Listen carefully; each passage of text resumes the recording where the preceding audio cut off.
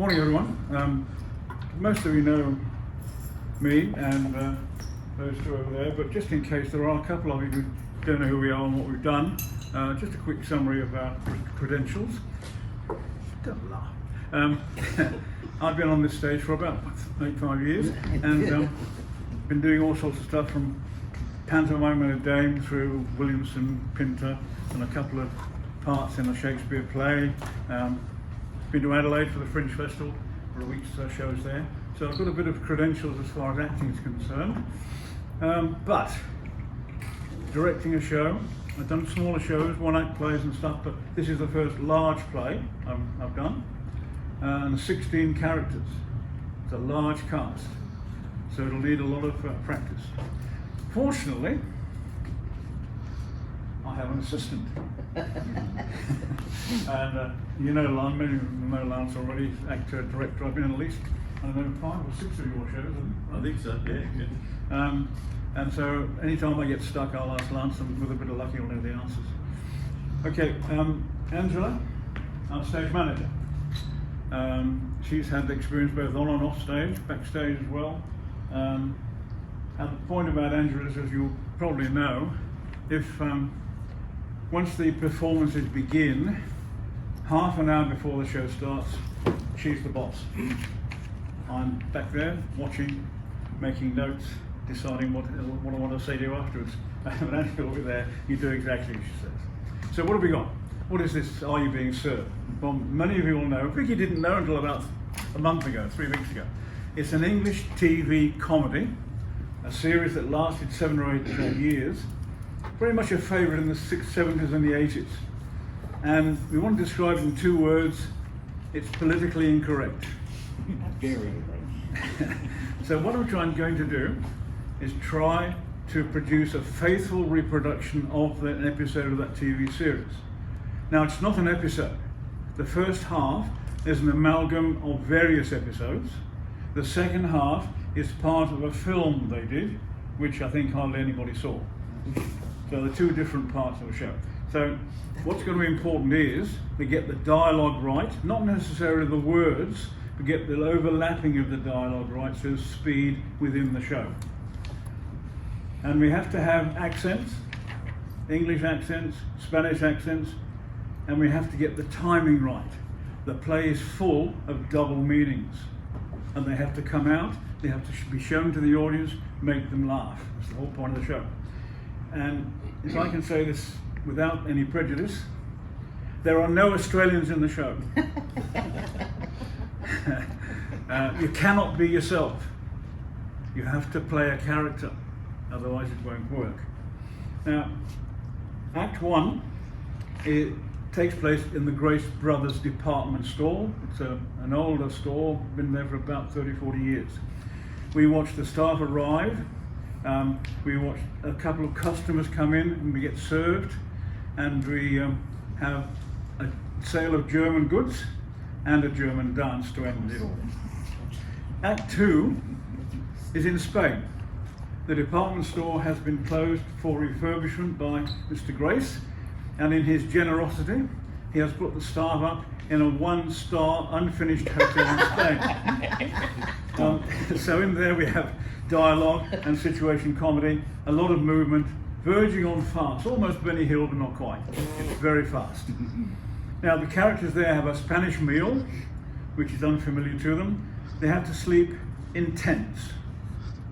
Often they end up in the wrong tent, often with someone with an unexpected companion, and the play ends in the middle of an attempted Spanish Revolution. The cast is saved by the public display of Mrs. Slocum's Union Jack knickers. Well, I must say, she's not wearing them at the time. So, let's go have a look at the extra information that you need. I hope you're all going to come for auditions in 2 weeks' time. There will be a panel of 3.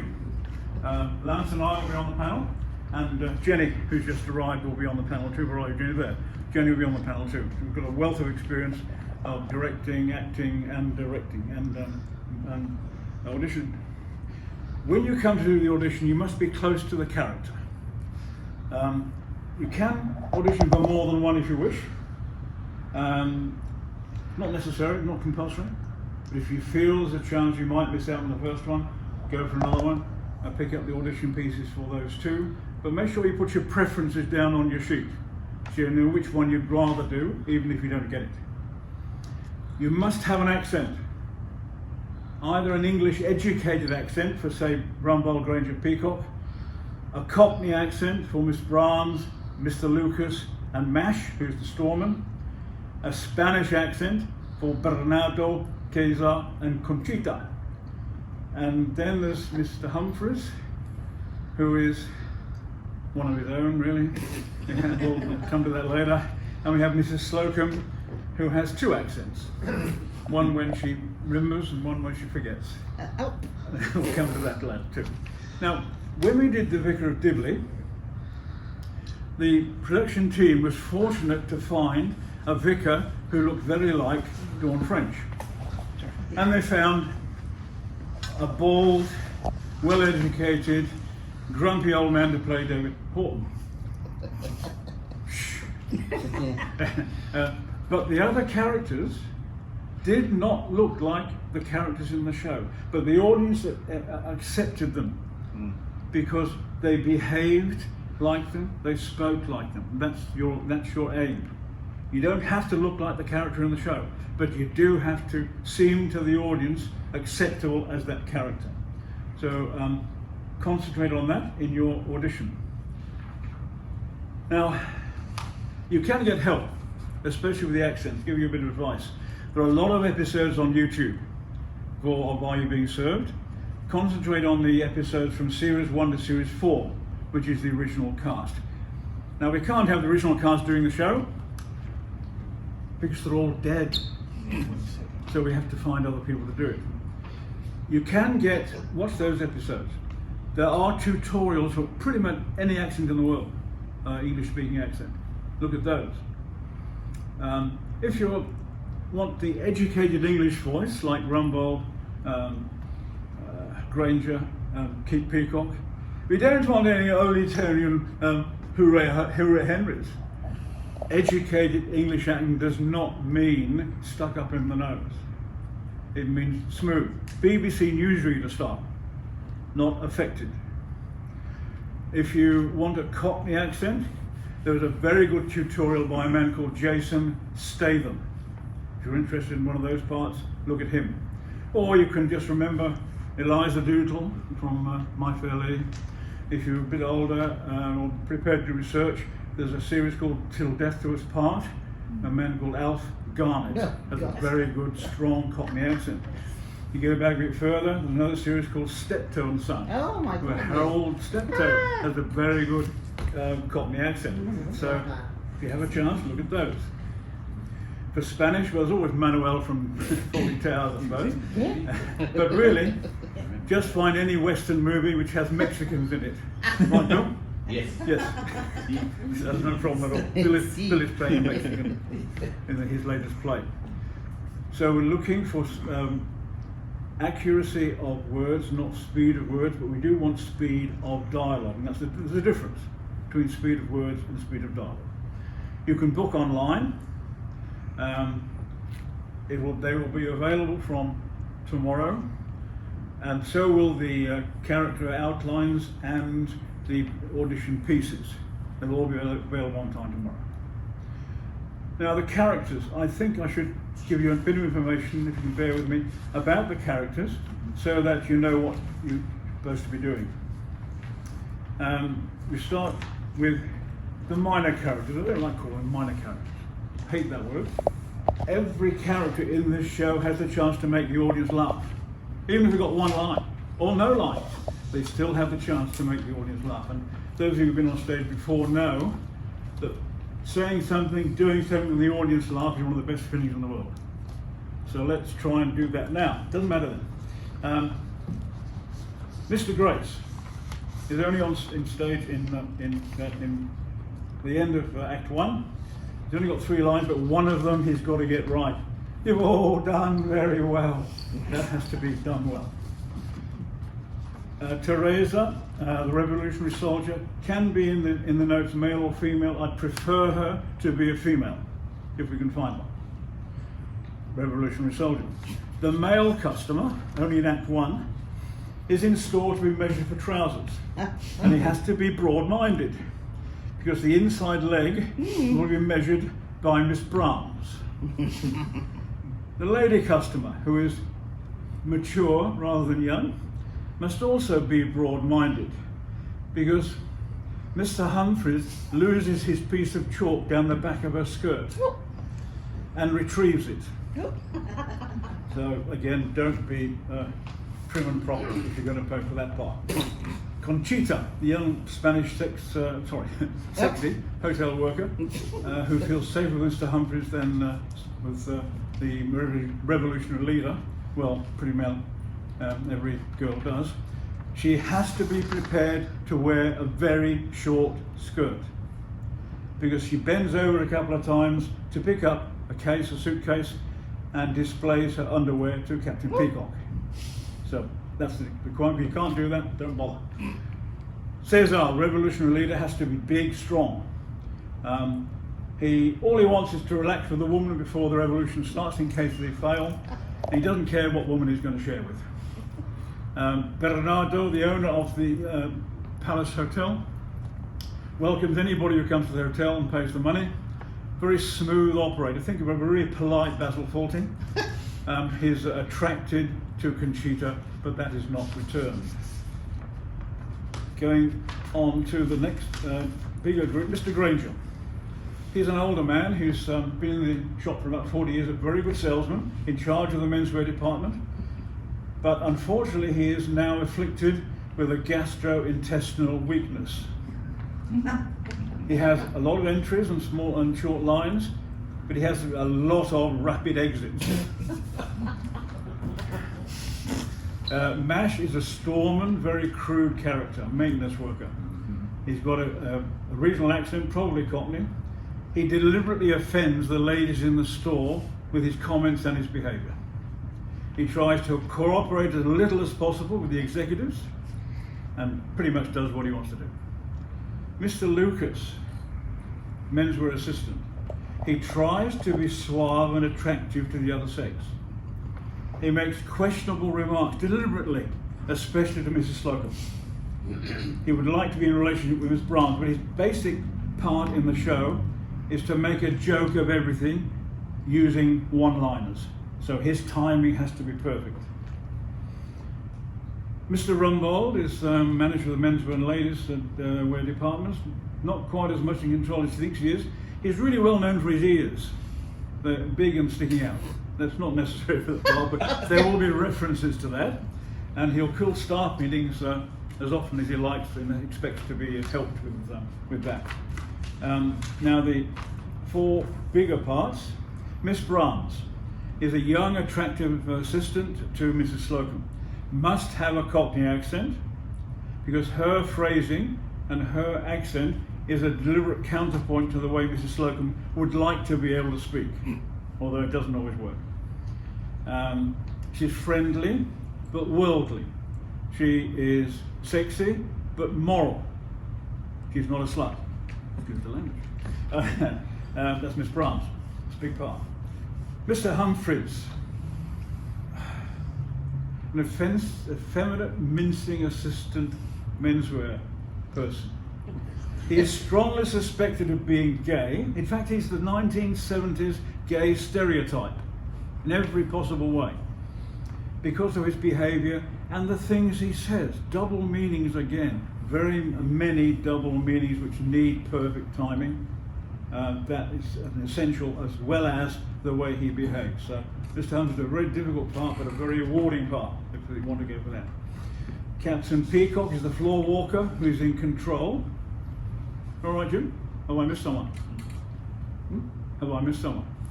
Oh no, okay, sorry. Captain Peacock is the floor walker who is on the in the store on the floor all the whole time, and he's really responsible for guiding customers to the right area and making sure the staff behave themselves and are dressed properly. He's not a captain, he gave himself that title, but he tries to pretend it's authentic, and he would definitely like to be much more friendly with Miss Brahms, even though he's married. And then we come to Mrs. Slocum, head of the female department. Actually, she says ladies' intimate apparel, she calls it. I'm not sure you got this in your notes, but she believes she has the remains of sexual attraction. I'm not sure what would happen if anyone actually did approach her.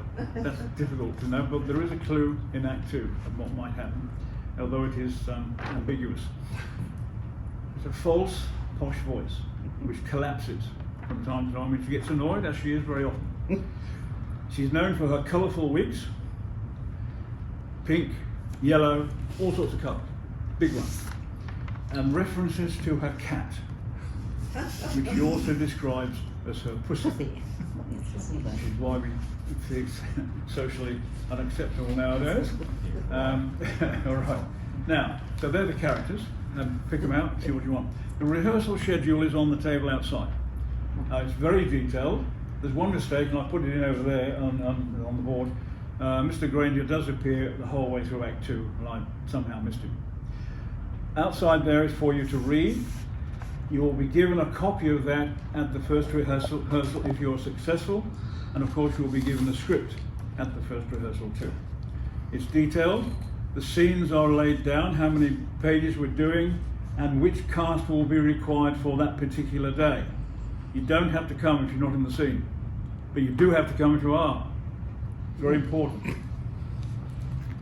Rehearsal will be 7 till 10 to start with Tuesday and Thursday, then Monday and Wednesday, then some Saturdays, depending on how we're going. If we don't we're going really well, maybe only 2 or 3. If we're not going well, who knows? You must be committed to this show if you want to be in it. You must be committed to attend rehearsals. You must be committed to be on time. I say 7 o'clock start. Doesn't mean turn up at 7 o'clock. It means we start at 7 o'clock. If you come after 7 o'clock, you'll find we've already begun without you, and you have the embarrassing task of explaining why someone is reading your part for you. So be here, please, 10 minutes before. We can start at 7. If we can start at 7, we'll finish at 10. No problem. Now, lines down are indicated on the rehearsal sheet too, when you need to have your lines down for Act 1 and then for Act 2. After the lines down date, there will be someone to help you with lines if you stumble, but let me be quite clear. Every performance, there is no prompt. You have to look after yourselves or look after the people you're on stage with. No prompt at all. You live and die by your performance. All right, I hope that explained most things. I'm going to call on my assistant now, Balance. What would you like to say? I've worked with John a lot over a lot of years. John's going to be a great director. He's 9/10 of the way there, and I'm sure this cast will take him well and truly over the top. I'm really looking forward to it. It's all about the timing, and it's all about picking up on cues and working as a team. There's a lot of large cast interactions in this show, and that's going to be a lot of fun. So be prepared for fun, be prepared for hard work, but under John's direction, we're going to have a good time. Thank you very much. Thank you. Angela, something about the crew or backstage? I was just going to say, if anyone wants to work backstage, I'm still looking for a couple of people, or if anyone wants to audition and then do backstage as a backup in case you don't get a part, put your name down, come see me. Very good, thanks. And if you know somebody who does want to be backstage, or keen to learn how to be backstage, then let them come through and let them come to Angela and she'll put you in. The only other thing I didn't mention is... a bit young to be backstage. That's my little assistant. Who knows? I had a teenage stage crew once, and they worked brilliantly. The only other thing just might mention is that there are times in the show where you're on stage and you've got nothing to say. Because you don't go off stage when you're in a store, you don't go to the fitting room, you stay on in your department. So there may be times where you're on stage for a couple of pages with nothing to say. So you've got to find things to do, make it up, talk to the person next to you if there is one. Play with the knickers. Pardon? play with the knickers. Play with the knickers, yes, or anything else you want. Is your fetish? Yes. Just find something in the drawer, whatever you want to do. All right, I think that's it. I'd like to say something about when the play's set and when the play's set and the type of stage. Oh, yeah, okay. Yes, Type yes, set. yes. Yep. Jim and Lance and I met on Wednesday, and we've decided the easiest way of doing the show is to have the full stage for the store, the department store. There will be, Jim, sort of flats at the back and a lift at the centre, and some steps up to a lift that the people come down, the staff arrivals. There'll be 2 counters this side, 2 counters this side for the men's wear and the ladies' wear. The ladies will be over that side, the men will be over here. I will be trying to get you in front of those counters as much as possible. They will be back behind the first blacks, and that's too far back for me. So I'll be encouraging you, especially if you have a duologue, to get down here and talk to that person down here so people can see you and hear you. The same thing will happen when the first act finishes. All that has to be cleared, the whole thing. We draw the curtains in front of the backdrop and the lift and the steps. We have either a toilet or half a toilet, we're not sure which, Jim, are we? In the top up right.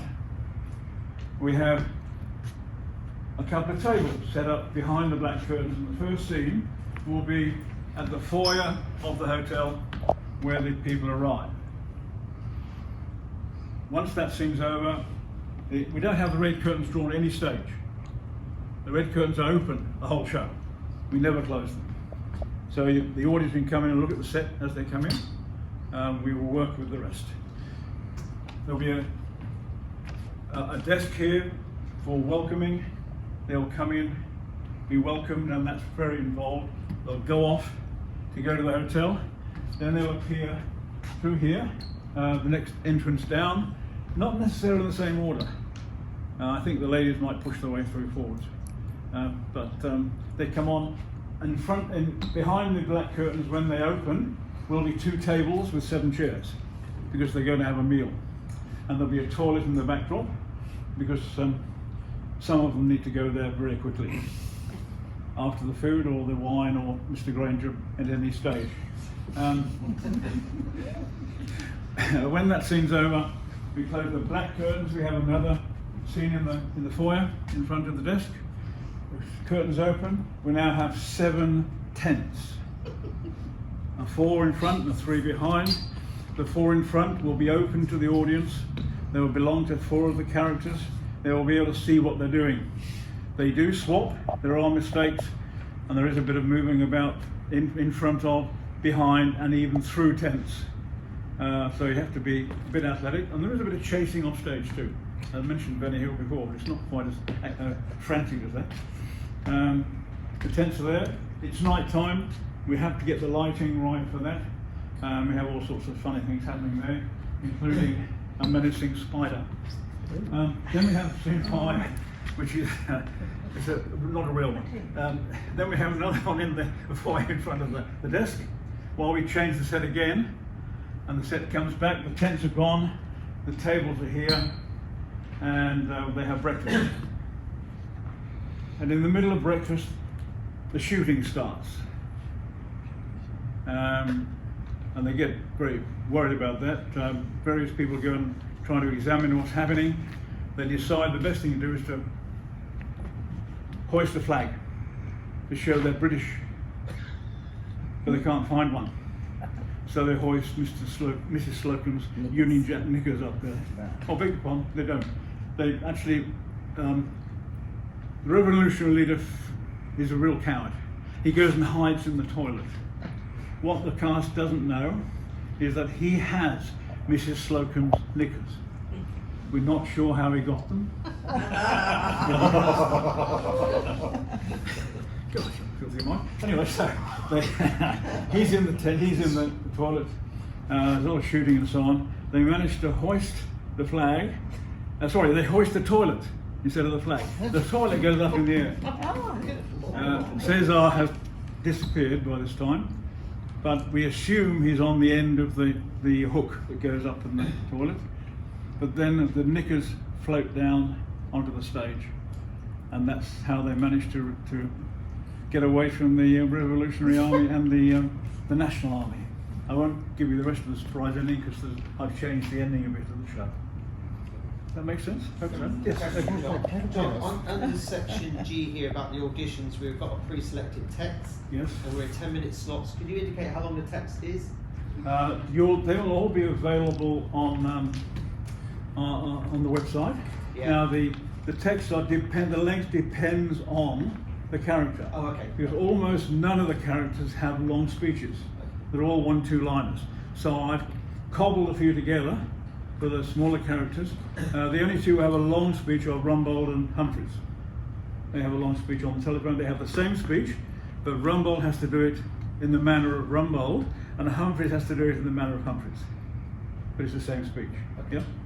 Yeah? Otherwise, it's only about 5 or 6 lines, maybe 7 or 8 lines at the most, but you may be asked to do it more than once to get the timing right, the accent right, whatever. And you may be wanting to do more than one character. So I couldn't make them any longer than that. I tried really hard, but that length was all I could manage. Almost no one has a long speech.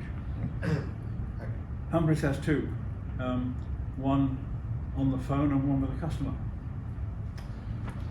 Any other questions? No? It says nurse. What's the Figure? nurse? Sorry? Nurse? Yes. Where's that? In the minor characters, there's a nurse. Oh, a nurse, sorry, yes. There's a nurse who comes on and she calls alarm because she'll have one massive syringe in her hand. Injections. She doesn't say anything at all. Oh no, she has a couple of lines. They call her matron. That doesn't matter, she can be young anyway. There is another nurse because Mr. Grace, old Mr. Grace, always has a young blonde nurse with him everywhere he goes. So they could be the same person, or if we need another character, we'll make them 2 different people. Yeah? She doesn't say anything at all, but she does take part in the dance, the German dance, which I will have to make up. Oh, thanks, Jude. Thanks for the compliment. John, would you Well, the one they do in the play is very complex. Yes. would you consider double ups for any of the minor roles? Say again? Would you double up any of the actors for minor roles? I hope I don't have to. Yeah, okay. I mean, I will if I have to. Yeah. Yes. I'm hoping we'll get enough for everyone to do one part, even if they're prepared to do a 1-liner or a 2-liner or a 3-liner. That's it. The problem is that the characters are so physically different from each other. It will be very difficult for the audience to accept that was someone and then that it's the same person or someone else. It's very hard. But So- equally, if somebody wants to commit to do 1 line, Yes, in that's fine. production, they can also Absolutely have fine. Yeah. Angela or something. And they only have to come for that 1 line in the rehearsals. They may not come for 6 weeks. Yeah. Just come in to do that 1 line. And then Mr. Grace's nurse doesn't say anything at all. But they have to turn up for some of the rehearsals because they have to know where to stand. Yeah. And they have to know how to react. Got to be committed. And every one of them will make them laugh with what they do. I'll give them some business, make it worthwhile. Yep. Anything else? Okay. Well, thank you for coming, and thanks to Lance and Andrew for coming too. If you have any other questions on the way out, please ask us. There are some sheets outside for you to look at, which will give you a bit more information. Otherwise, online from tomorrow, there will be all the information you need. Judy? Will the audition be on stage? Or Yes, on stage. Right, okay. Yeah. You said that somewhere on here it says that your audition times will be given. Where do we find that? Is that online? That's online too. You have to book online. Not only will you'll book an audition and a time. Okay. So we'll know who's coming next. We'll have a list of the bookings and we'll know who's next. Okay. Thanks. If you want to book, doing 3 or 4 characters, book 2 times. I mean, some people will take longer than 10 minutes. Some people might come in and say, "Oh, thanks very much," after 10 seconds. But we'll try not to be rude. If you're booking for 3 or 4, if you're auditioning for 3 or 4, you don't need 3 or 4 slots. It's entirely up to you what you. I mean, I don't. It'd be 2, 3 or 4 different slots. You wouldn't be able to do all 4 characters. But if you want to put your name in for 3 or 4 slots, do so. That's fine. But you should only need a couple. 20 minutes should be You really more only than need enough. 2. Really no 2. More? No? Any more? All right, thank you very much. See you outside.